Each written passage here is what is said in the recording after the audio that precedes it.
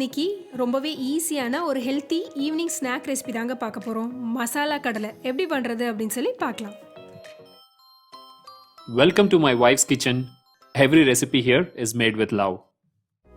இந்த மசாலா கடலை பண்ணுறதுக்கு நான் இன்றைக்கி ஃப்ரெஷ்ஷான நிலக்கடலை தான் எடுத்திருக்கேன். உங்ககிட்ட இது கிடச்சிதுன்னா எடுத்துக்கோங்க, இல்லை அப்படின்னா நம்மக்கிட்ட வர நிலக்கடலை இருக்கும் இல்லையா, அதையே வந்து ஒரு 2-3 மணி நேரம் போல் நல்லா ஊற வச்சு நீங்கள் வேக வச்சு எடுத்துக்கலாம். இப்போ இதுக்கு தேவையான அளவுக்கு உப்பு, தேவையான அளவுக்கு தண்ணி ஆட் பண்ணி குக்கரில் ஒரு 4-5 விசில் போல் விட்டு எடுத்துக்கோங்க. 4 விசில் போல் விட்டு எடுத்துடலாம். இப்போது 4 விசில் விட்டாச்சு. இப்போது வந்து ப்ரெஷர் ஆட்டோமேட்டிக்காக ரிலீஸ் ஆகிடுச்சு. இப்போது நம்மளோட கடலை வந்து நல்லா வெந்திருக்கு. இதில் எக்ஸஸாக தண்ணி இருக்கும் இல்லையா, அதை நீங்கள் வந்து ஃபுல்லாக வடிச்சிருங்க. இப்போது நம்ம கடலை பாருங்கள் உள்ளே நல்லா வெந்திருக்கு. இந்த கடலை எல்லாத்தையுமே மேலே ஸ்கின்னை ரிமூவ் பண்ணிவிட்டு கடலை வந்து நம்ம உரித்து எடுத்துக்கலாம். பச்சைக்கடலை வந்து வேக வச்சு உரிச்சாதான் வந்து அதோட ஸ்கின் வந்து ரொம்ப ஈஸியாக வரும். அப்படியே இருக்கும்போது உரிக்கிறது கொஞ்சம் கஷ்டமாக இருக்கும். அதனால் வந்து வேக வச்சதுக்கப்புறம் நான் இந்த ஸ்கின் எல்லாத்தையுமே ரிமூவ் பண்ணி எடுத்துக்கிறேன்.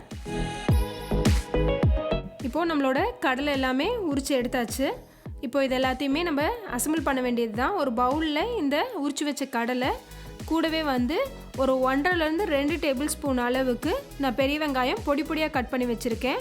அப்புறம் பச்சை மாங்காய் அதையும் பொடி பொடியாக கட் பண்ணி வச்சுருக்கேன். கூடவே வந்து 1.5-2 டேபிள் ஸ்பூன் அளவுக்கு கேரட்டை வந்து திருவி வச்சுருக்கேன். ஒரு 1 டேபிள் ஸ்பூன் அளவுக்கு தக்காளி, கூடவே கொஞ்சம் கொத்தமல்லி தழை, தேவையான அளவுக்கு சாட் மசாலா உங்ககிட்ட இருந்தால் ஆட் பண்ணுங்கள், இல்லைன்னா பரவாயில்ல, இதை ஸ்கிப் பண்ணிக்கலாம். பட் ஆட் பண்ணிங்கன்னா இதோட டேஸ்ட் இன்னும் கொஞ்சம் நல்லாயிருக்கும். இது வந்து ரெட் சில்லி பவுடரும் சால்ட் ரெண்டையும் கொஞ்சமாக மிக்ஸ் பண்ணி வச்சுருக்கேன். இது கூட ஆட் பண்ணிக்கலாம். இதுக்கு புளிப்பு டேஸ்ட்டுக்கு கொஞ்சமாக லெமன் ஜூஸை வந்து புழிஞ்சிக்கலாம். இது எல்லாத்தையுமே இப்போது நல்லா கலந்து விட்டுறலாம். அவ்வளோதாங்க, ரொம்பவே சிம்பிளான வீட்லேயே செய்கிற மாதிரி ஒரு மசாலா வேர்க்கடலை ஈஸியாக ஒரு 15-20 மினிட்ஸில் நீங்கள் ரெடி பண்ணிடலாம்.